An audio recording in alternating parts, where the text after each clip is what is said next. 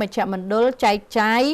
ម៉ាកយីហោរថយន្ត BYD និង Denza របស់ Harmony Eye Care គឺត្រូវបានសម្ពោធជាផ្លូវការហើយនៅរាជធានីភ្នំពេញនេះនៅក្នុងឱកាសនៃការដាក់សម្ពោធជាផ្លូវការនេះគឺមានរថយន្ត model C Lion 5 ចំនួន2គ្រឿងដំបូងគេដែលទើបតែចេញ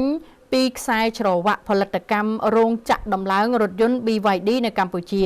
ត្រូវបានប្រគល់ជូនម្ចាស់ដោយផ្ទាល់ដែលបានคล้ายទៅជាចំណុចចាប់អារម្មណ៍ជាខ្លាំងពីសំណាក់ទាំងភ្ញៀវជាតិនិងអន្តរជាតិលោកលាវស៊ីឡាំងដែលជាអ្នក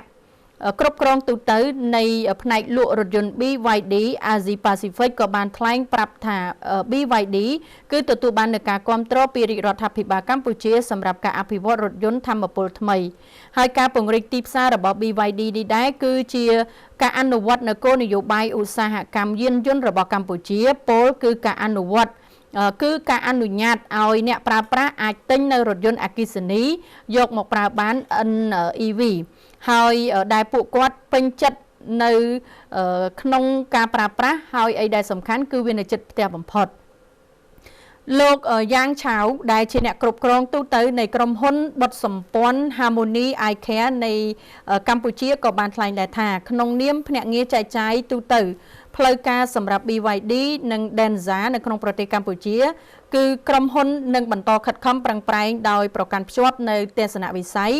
លក់ឡានមួយគ្រឿងបង្កើតមិត្តម្នាក់តាមរយៈបទពិសោធន៍ធ្វើដំណើរបៃតងឆ្លាតវៃនិងគួរឲ្យទុកចិត្តទៅថ្ងៃអនាគតភាគីទាំងពីរនឹងបន្តធ្វើការជាមួយគ្នាដើម្បីពង្រីកវត្តមាននៅក្នុងទីផ្សារកម្ពុជាកែលម្អប្រព័ន្ធលក់និងសេវាកម្មជាបន្តបន្ទាប់ទៀតគួរបញ្ជាក់ផងដែរថាមជ្ឈមណ្ឌល BYD និង Denza Flagship Center នឹងមានទីតាំងនៅលើមហាវិថីសម្ដេចតេជោហ៊ុនសែនជាតំបន់អភិវឌ្ឍន៍ដ៏សំខាន់នៃទីក្រុងភ្នំពេញដែលស្ថិតនៅផ្លូវមេឆ្ពោះទៅកាន់អាកាសយានដ្ឋានអន្តរជាតិតេជោភ្នំពេញហ៊ុំព័ទ្ធដោយតំបន់ពាណិជ្ជកម្មលំដាប់ខ្ពស់និងសហគមន៍ទំនើបដែលផ្ដល់នូវភាពងាយស្រួលនៅក្នុងការធ្វើដំណើរផងដែរចានេះគឺជាការសម្ពោធនៅមជ្ឈមណ្ឌលរបស់ក្រុមហ៊ុន BYD និង Denza